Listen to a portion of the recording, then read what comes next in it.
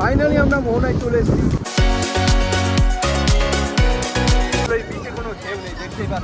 Hello বন্ধুরা, কেমন আছো সবাই? আশা করি তোমরা সবাই খুব ভালো আছো। তো আমি শিব, আর এটা আমার নতুন চ্যানেলের ফার্স্ট ভিডিও। তো আজকে আমরা যাচ্ছি দীঘা। তো ঘড়ির কাটা এখন 6:30 আর আমাদের ট্রেন 6:41। তো এখন আমরা আছি বাতকুলা স্টেশন। এখান থেকে আমরা সোজা যাবো শিয়ালদা, তারপর ওখান থেকে ধর্মতলা, তারপর ধর্মতলা থেকে বাস ধরে সোজা দীঘা। চলো যাওয়া যাক। তো ডেটের পর ডেট ফেলতে ফেলতে আমাদের দীঘা যাওয়ার ট্রিপটা ফাইনালি কনফার্ম হয়ে গেল, আর আমরা এখন চলেছি দীঘার উদ্দেশ্যে। ফাইনালি আমরা এনজয় করতে করতে কখন যে শিয়ালদা চলে এসেছি নিজেরাই টের পাই। ফাইনালি শিয়ালদা নেমে পড়েছি। এখন এখান থেকে সামনে বেরিয়ে আমাকে বাস ধরতে হবে ধর্মতলা যাওয়ার জন্য। তো ধর্মতলা আসতে কিন্তু এখানে প্রচুর বাস অ্যাভেলেবেল পাবে।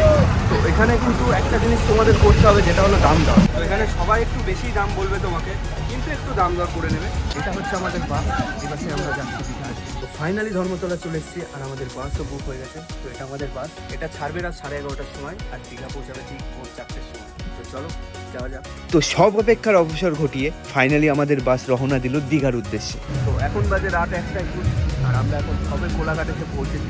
তো সারা রাত জার্নি করার পর কিন্তু আমরা ভোর 4টে নাগাদ পৌঁছে গেছিলাম দীঘার সেই গেটে। তো ঘড়ির কাটা এখন বাজে ভোর 4টে, আর আমরা এসে পৌঁছেছি ওল্ড দীঘা সি বিচে। তো এত রাতে তো কেউ আমাদের হোটেল দেবে না, সেহেতু আমাদের এখানেই অপেক্ষা করতে হবে ভোর হওয়ার। আর ভোর হলে এখান থেকে সোজা যাব মোহনা। তো মোহনা থেকে ঘুরে সোজা চলে যাব আমাদের হোটেলে। তো সমুদ্রের এই ঢেউ উপভোগ করতে করতে কখন যে ভোর হয়ে গেল আমরা নিজেরাই টের পেলাম না। তো প্রায় ভোর হয়ে এসেছে, সেই জন্য আমরা ওল্ড দীঘা থেকে অটো ধরে সোজা রওনা দিলাম মোহনার উদ্দেশ্যে। তো ভোরে গেল ফোটার আগে আগে আমরা চলে এসেছি মোহনা। তো ফাইনালি আমরা মোহনায় চলে এসেছি, আর এই যে ভিউটা, এটা বলে বোঝানো সম্ভব নয়। তো চলো।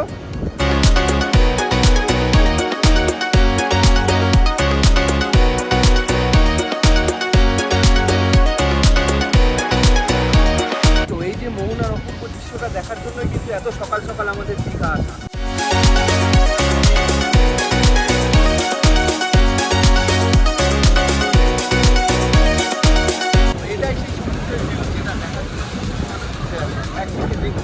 এটা উত্তাল সমুদ্র, এখানে প্রচুর পরিমাণে ঢেউ হচ্ছে। এই সাইডে দেখতে পাচ্ছেন এটা টোটাল শান্ত সমুদ্র বললেও কিন্তু এটা একটা। তো মোহনা বিচ থেকে ঘুরে এসে আমরা সোজা চলে এসেছিলাম মোহনা মাছ মার্কেটে। তো আমরা পৌঁছে গেছিলাম একদমই ভোরে, সেই জন্য এখনো দোকানপাট ঠিক মতো খোলেনি। তো এটাই কিন্তু সেই মাছ মার্কেট যেখানে বিভিন্ন রকম সামুদ্রিক মাছ এবং কাঁকড়া পাওয়া যায়। সারাদিন ঘুরিয়ে এখন আমরা বেরিয়ে পড়েছি সন্ধ্যাবেলা ঢেউ সাগরে ঢুকতে। এটা হলো ঢেউ সাগরের টিকিট। এখন এই টিকিটটা নিয়ে আমাদের ভিতরে ঢুকতে হবে।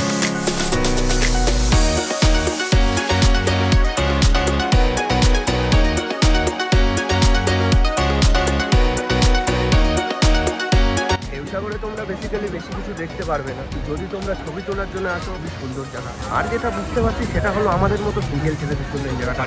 যদি তুমি গার্লফ্রেন্ড বা তোমার বউ থাকে, তাহলে একদম বেস্ট জায়গা এটা তোমার জন্য। ঘুরে বেড়াবো, যাই। আজকে আমাদের দীঘায় সেকেন্ড দিন, আর আমরা এখন যাচ্ছি তালসারি। তালসারি থেকে আসার সময় একবার উদয়পুরে স্নান করে আসি। তো চলো যাওয়া যাক। ফাইনালি আমরা করেছি, আর এখন আমরা যাচ্ছি তালসারি। মন্দির আছে, রাধাকৃষ্ণ মন্দির আছে, ঘুরে তারপর উদয়পুরে এসে স্নান করি। চলো যাওয়া যাক। তো এখন আমরা আছি রাধাকৃষ্ণ মন্দির। তো চলো ভিতরটা দেখা যাক। তো ওখান থেকে বেরিয়ে আমরা অটো ধরে সোজা পৌঁছে গেছিলাম চন্দনেশ্বর মন্দির। তো দীঘায় তো অনেকবারই এসেছি, কিন্তু এই মন্দিরে আসা কখনোই আমাদের হয়ে ওঠেনি। এবার ফার্স্ট টাইম। আর গেটে ঢুকতেই আমাদের কাছে একটা জিনিস করতে হলো, সেটা হলো একটা টিকিট কাটতে হলো। আমরা এখন মন্দিরের ভিতর ঢুকে পড়েছি, আর এখানে ঢুকতে কিন্তু তোমাদের একটা টিকিট কাটতে হবে। যদি সবাই মিলে ঢোকো তাহলে 50 টাকা, আর পার হেড নাও তাহলে 10 টাকা করে। তো এই টিকিটটা কিন্তু শুধু ঢোকার জন্য না, এই টিকিটের বিনিময়ে তোমরা এখান থেকে যখন বেরোবে তোমাদের একটি প্রসাদ দেওয়া হবে। তো ওখান থেকে সোজা বেরিয়ে আমরা রওনা দিলাম তালসারির উদ্দেশ্যে। তো এখন আমরা আছি উড়িষ্যার তালসারি। এখানে ঘুরবো, ঘুরে এখান থেকে বেরিয়ে সোজা যাবো উদয়পুরে। চলো ভিউটা দেখে নিই।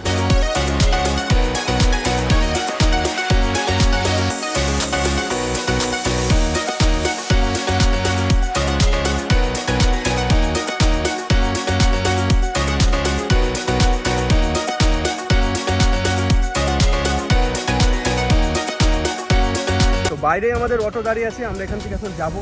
এখান থেকে সোজা চলে যাবো আমরা উদয়পুর। তো চলো যাওয়া যাক। তালসারি থেকে বেরিয়ে আমরা রওনা দিলাম উদয়পুরের উদ্দেশ্যে। তো উদয়পুর যাওয়ার পথে কিন্তু একটা খুব সুন্দর দৃশ্য দেখা যায়, যেটা হলো এই সাইডে যেটা দেখতে পাচ্ছ এটা কিন্তু আমাদের ওয়েস্ট বেঙ্গল, আর এই সাইডে যেটা এটা কিন্তু টোটালি উড়িষ্যার মধ্যে পড়ে। তো ফাইনালি আমরা উদয়পুর থেকে চলে এসেছি, আর এখানকার ভিউটা তো তোমরা দেখতেই পাচ্ছ। প্রচুর লোক ভর্তি এখন উদয়পুর বিচে। তো চলো এখানে স্নান করবো, স্নান করে রুমে ফিরবো। সবাই সাবধানে, বি কেয়ারফুল, এখানে এনজয় করবো। যেমন এটা খুবই ভালো জায়গা এনজয় করার জন্য, তেমন খারাপ, তো বি কেয়ারফুল। এখন সোজা সমুদ্রে যাবো, ওখানে স্নান করবো, ছবি তুলবো, তারপর রুমে ফিরে যাবো।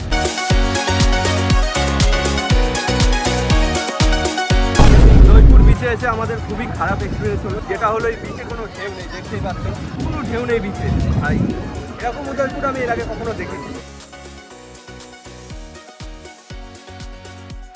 তো ফাইনালি এখন আমরা উদয়পুর বিচে চলে এসেছি, আর আমরা টেবিলও নিয়ে নিয়েছি, দেখতে পাচ্ছি। আর একদম ঢেউ এসে আমাদের পায়ে এসে পড়ছে, তো এমন যেন টেবিলটা এসে পিছিয়ে নিয়ে গেছে দাদা। তো এখন ফাইনালি জল, আর আমরা এখন বিচে বসে আছি, দেখতে পাচ্ছ তখন কত কম জল ছিল, এখন জল অনেকটাই বেড়ে গেছে। এর আগেও অনেকবার আমি উদয়পুর এসেছি, তোমরা দেখতেই পাচ্ছ সমুদ্রে কিন্তু কোনো ঢেউ নেই, মাঝে মাঝে একটা হালকা ঢেউ আসছে, এটাই। তাছাড়া সমুদ্রে কিন্তু কোনো ঢেউ নেই। স্টার পিস ধরতে শুরু করে দিয়েছে, এই যে 4টে স্টার পিস পেয়েছে। এখন আমরা আছি উদয়পুর বিচে, ভাই আর ধরতে হবে না।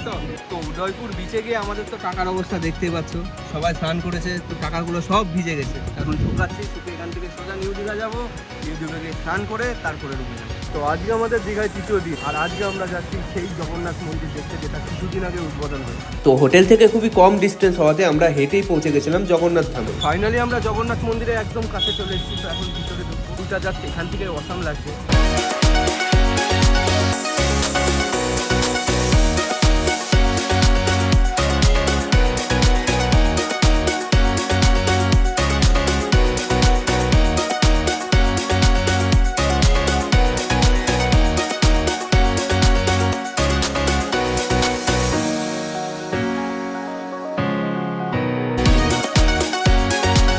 তো বন্ধুদের সাথে মজা করতে করতে কিভাবে যে আমাদের এই 3টে দিন কেটে গেল আমরা নিজেরাই টের পেলাম না। তো আজকে আমাদের দীঘায় লাস্ট দিন, আর কালকে সকালেই আমরা বাড়ির জন্য রওনা দেবো এখান থেকে। ফাইনালি আমাদের দীঘা ঘোরা কমপ্লিট। তো এখন আমরা যাবো নিচে, রুম চেক আউট করে এখান থেকে সোজা বেরিয়ে যাবো বাড়ির উদ্দেশ্যে। তো ভিডিওটা তোমাদের কেমন লাগলো অবশ্যই কমেন্ট করে জানিও, আর চ্যানেলে যদি কেউ নতুন থাকো তো অবশ্যই সাবস্ক্রাইব করে দিও। এখন থেকে এই চ্যানেলে ব্লগিং ভিডিওই আসবে। তো চলো টাটা, দেখা হচ্ছে পরের ভিডিওতে।